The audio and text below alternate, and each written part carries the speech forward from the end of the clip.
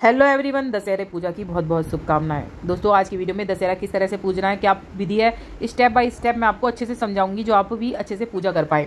तो क्या क्या सामग्री चाहिए आप देख लीजिए। गोबर चाहिएगा हमें, और दिए हो या फिर दिए के अलावा आप छोटी छोटी कटोरियाँ जो स्टील की होती हैं वो भी ले सकते हैं, या फिर आप कुलियाँ मिलती हैं बाजार में, कुलियाँ ले सकते हैं। 10 कुलियाँ ले लीजिए या 10 दिए ले लीजिए, वो आपकी मर्जी है। गाय का गोबर और घी का दीपक चाहिएगा, हल्दी चाहिएगी, थोड़ा सा आटा चाहिएगा। नॉर्थ में जो आपने जौ बोए हैं वो चाहिएंगे, बच्चों की कॉपी किताब जिसकी पूजा करना चाहते हैं वो चाहिएगी। और इसके अलावा जो भी आपके रसोई के जो शस्त्र हैं, यानी कि चाकू है, बेलन है, रई होती है, रई जरूर पूजी जाती है तो रई ले लीजिएगा, उनकी मतलब कलावा लपेटा जाएगा। और जो मैंने क्या बताया, जौ होने, एक जल का लोटा रख लीजिएगा। ये सारी सामग्री आपको रखनी है। तो हमारे प्रसाद बनाया जाता है, बहुत से होते हैं कुलिया के अंदर, वो भरते हैं, जो पोहा होता है वो भरते हैं, बहुत से खीर खिलौने भरते हैं। तो अलग अलग रिवाज होता है। तो हमारे यहाँ जो होता है, जो पोहा होता है उसको धो लेते हैं, धोने के बाद उसके अंदर एक लड्डू मिलाते हैं और उसके अंदर दही मिलाते हैं। तो उसका मिश्रण बना के हमारे जो दिए हैं या फिर हमने कुलिया ली है तो उसके अंदर भरा जाता है। अगर आप कुछ भी नहीं भर रहे हैं तो वो भर दीजिए, बस जो खीर वो होते हैं बतासे, एक एक बतासा और थोड़ी सी खील, ये भरे जाते हैं कुलिया में, खाली नहीं रखी जाती हैं। उसके बाद 10 मुख, मैंने 10 तो कुलिया ले ली, इस तरह से 10 मतलब दिए रखे हैं मैंने, और 10 ही यहाँ पर मुख बनाऊंगी गाय के गोबर से। 5 इस साइड बना दिए मैंने और 5 ही उस साइड बना दिए हैं।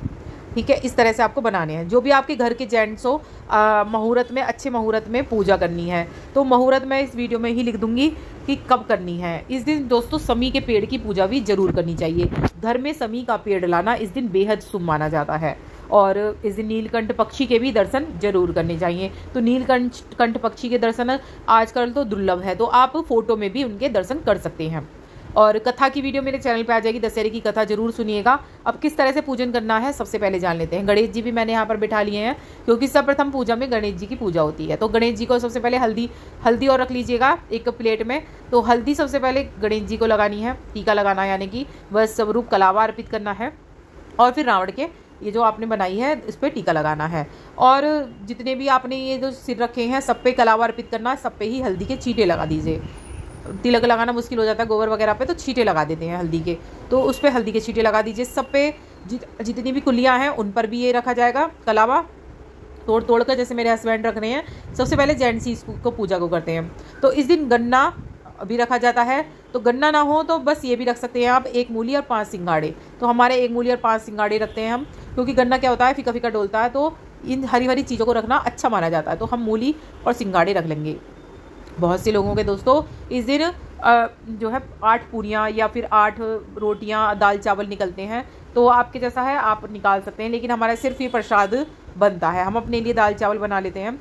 तो इस तरह से बस यही जो मैंने प्रसाद बनाया है, चौले का और दही और लड्डू मिला के गीला से चौला कर लेते हैं ना, बहुत टेस्टी भी लगता है प्रसाद, और हमारे यहाँ बनता भी है ये प्रसाद। तो इस तरह से कलावे जो हैं, अब आप जितने भी आपके जो औजार हैं रसोई का, जैसे मेरा चाकू रखा है यहाँ पर, और मेरा जो बेलन है उस पर, और जो मेरी रई है उस पर हम पूज लेंगे। इसके अलावा हम जो भी बच्चों की कॉपी किताब है उसको भी कलावा अर्पित करेंगे। जो आपके हस्बैंड के बही खाते हैं उन्हें बही खाते लेकर बैठना चाहिए। सभी चीज़ों, शस्त्रों की सभी की पूजा होती है। अगर आपके यहाँ मोबाइल का बहुत ज़्यादा काम है तो मोबाइल की भी इस दिन पूजा करें। तो यहाँ पर मेरे हस्बैंड, जैसे आपने देखा, अपने हिसाब के कंप्यूटर है, कंप्यूटर की चीज़ें हैं या कुछ भी ऐसी चीज़ें, कैलकुलेटर है, तो उसे लेकर आपको पूजा करनी है। एक पेज ले लीजिए, कोई सा भी एक रजिस्टर का, तो उस पर सतिया बनाया जाता है इस तरह से, और पूजा जाता है। सतिया बनाने के बाद और फिर उस पर हिसाब लिखा जाता है कि आज का क्या भाव है। तो आप अपना भी भाव लिख सकते हैं, जो आप शॉप कर रहे हो उसका भी भाव लिख सकते हैं, या फिर आप गेहूं और अनाज का, जो भी आपको सही लगे, कितना चल रहा होगा अंदाजे से आप वो लिख दें। उसका अनाज और गेहूं का भाव लिखा जाता है। उसके बाद जो भी आपने ये जो जौ बोए हैं वो सब पे ही चढ़ाए जाएंगे, सबके कानों पे रखे जाएंगे। पहले रावण के इधर की तरफ, रावण के मुख पे पहले गणेश जी के रख दिए हैं, गणेश जी की पूजा हुई है, फिर रावण के पे, और फिर ये जितने भी मुख हैं, जितनी भी कुलियाँ हैं, ये सारी पूजी जाएंगी, सब पे ही इस तरह से रखे जाएंगे। सारी पूजा होने के बाद सब स्टेप बाय स्टेप, सब जो भी आपके घर के सदस्य हैं वो भी इस पूजा को करेंगे, यहाँ तक कि बाद में लेडीज़ भी कर सकती हैं इस पूजा को। तो पहले जेंट्स ही इसको पूजा को करेंगे। हम यहाँ पे भी जो बही खाता था मेरे हस्बैंड का, उस पर भी उन्होंने अपना कलावा रखा है। तो इस तरह से, और छींटे लगाने हैं। दिया जैसे घी का दीपक जला दिया है, बाद में दिया थोड़ा सा साइड में रख देंगे। उसके बाद जो बच्चे की किताब है उनको भी, बच्चों को भी ये नॉलेज होनी चाहिए कि हमारी मतलब इस दिन पूजा होती है इन किताबों की भी।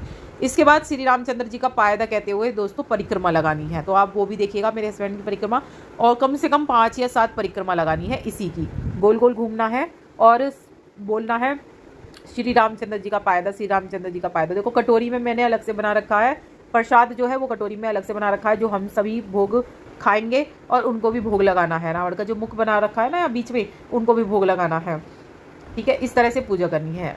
आरती आपकी मर्जी है, नहीं तो ऐसे ही आरती उतार सकते हैं हम। दिया हमने जला दिया है, दिया ऐसे जला में जो आधे घंटे तक कम से कम जला रहे। अपने भी तिलक कर लीजिए और अपने भी कलावा बांध लीजिए, अपने बच्चों के भी, अपने भी इस दिन जरूर कलावा बांधना चाहिए। अब ये परिक्रमा लगाई जाएंगी, 5 या 7 परिक्रमा इस तरह से लगानी है श्री रामचंद्र जी का पायदा कहते हुए। और जल नहीं बिखेरना है आपको, जो हाथ में जौ लिए हैं ना, ये जौ के बाल जो है ये डालते हुए आपको ये बोलना है 7 बार।